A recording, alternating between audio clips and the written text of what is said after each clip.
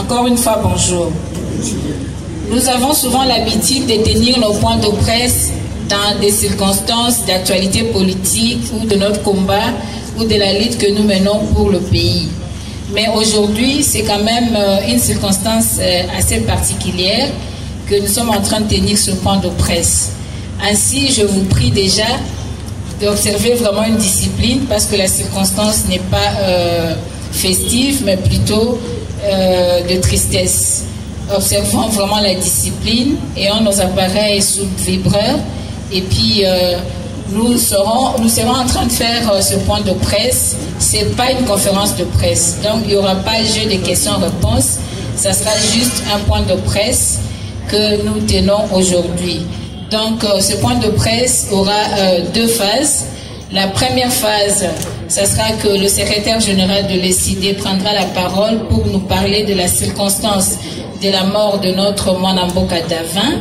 Et la deuxième étape consistera à ce que la déclaration soit faite à ce sujet.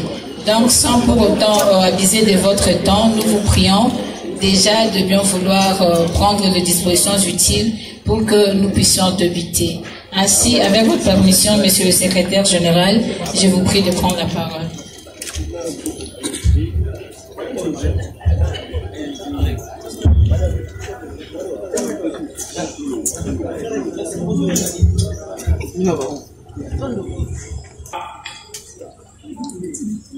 Messieurs de la presse,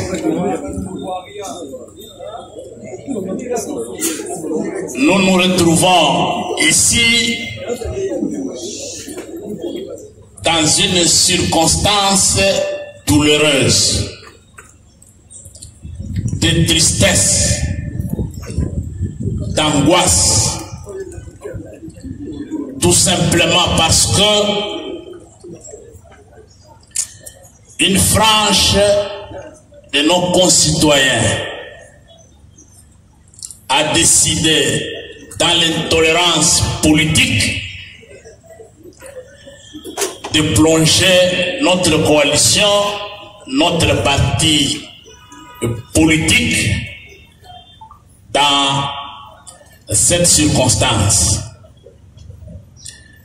De quoi s'agit-il concrètement? Le 16 septembre,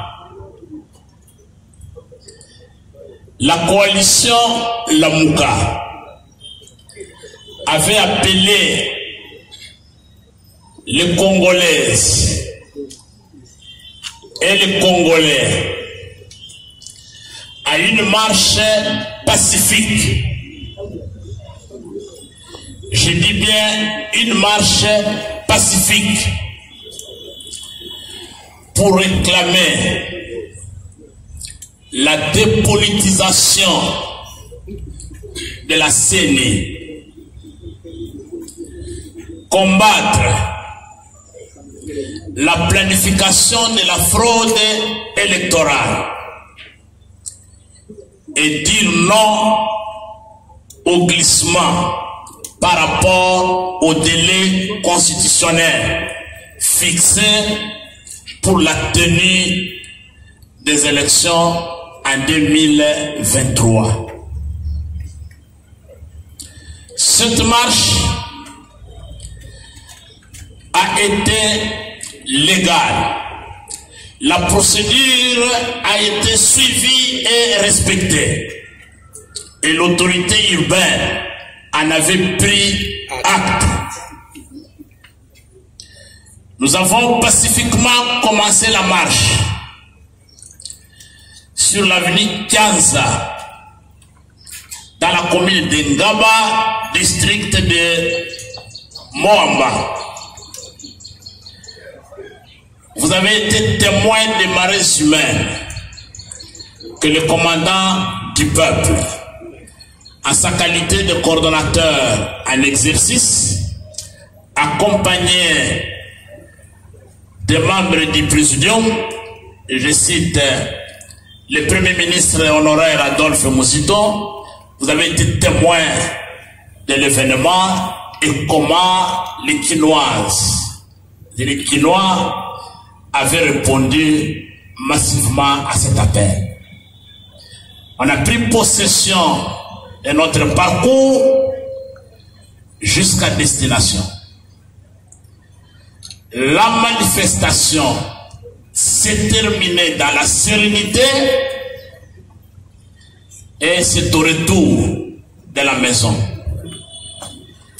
que les milices tribales politiquement organisées,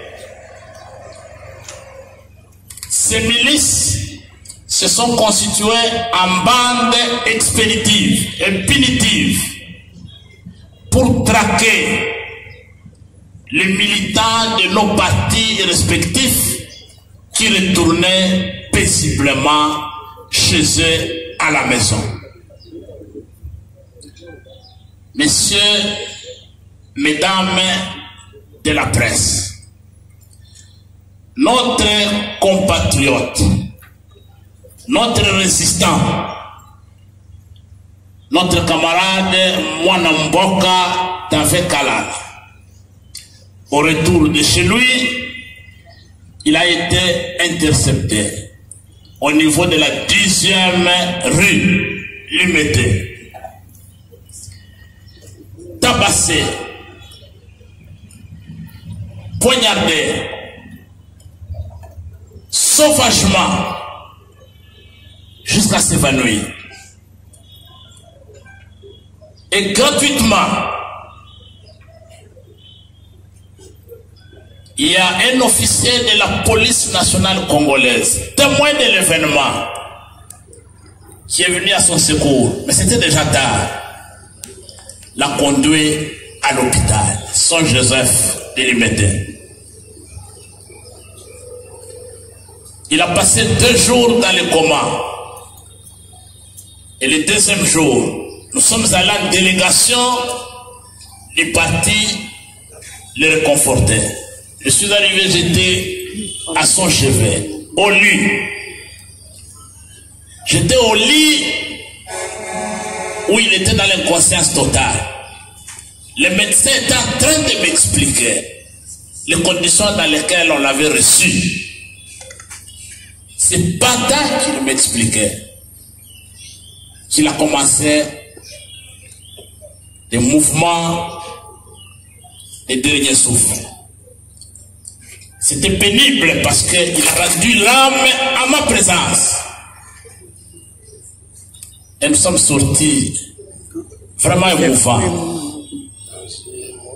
inconsolables. Et nous avons annoncé le décès de notre camarade. Voilà, chers amis, nous avons décidé de lui rendre les hommages d'un véritable martyr de la démocratie. C'est un vaillant combattant tombé au front pour la démocratie. Il est victime de l'intolérance politique.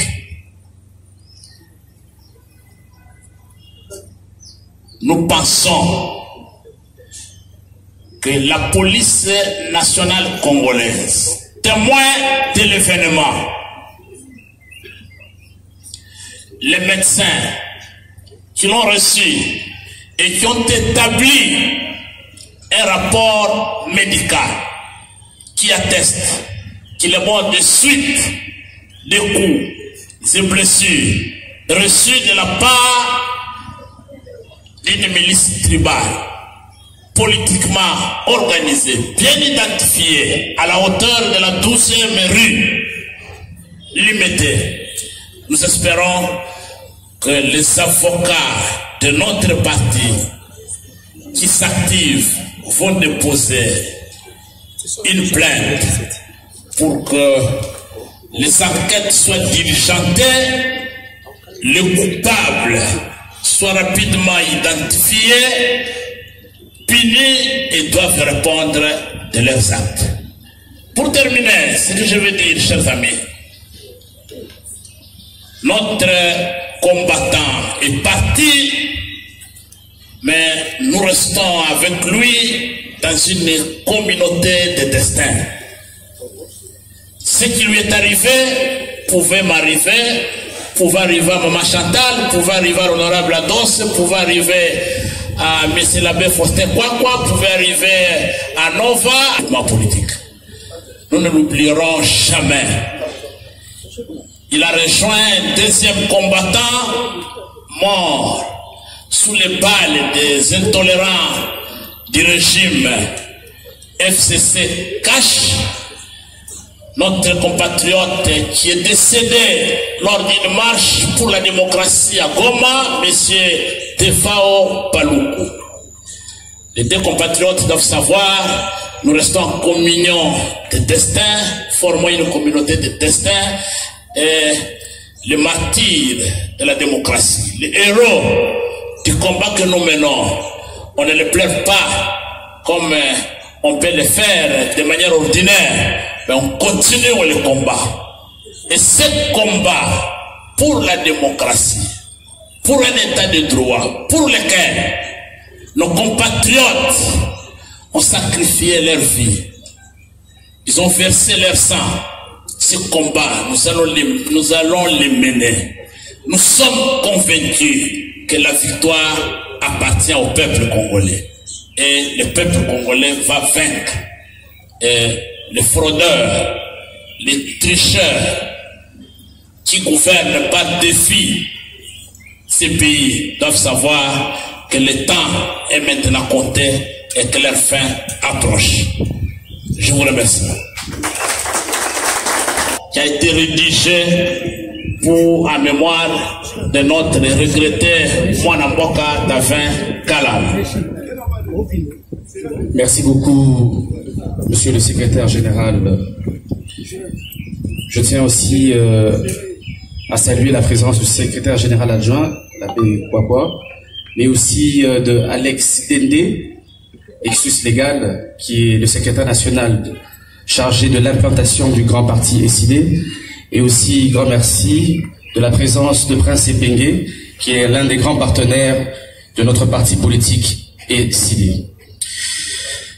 Mesdames et messieurs de la presse, distingués invités et membres de l'assistance, à vos titres et qualités respectifs, nous tenons à vous remercier de tout cœur de votre présence à ce point de presse, et ce, en dépit de vos multiples occupations. Soyez-en rassurés, ce geste nous va droit au cœur et nous réconforte en ces moments très difficiles pour tous les résistants. En effet, le point de presse de ce jour est de présenter officiellement au peuple congolais le programme des obsèques de notre regretté résistant et martyr de la démocratie, M. Davin Kalala, qui nous a été arraché si cruellement par des intolérants.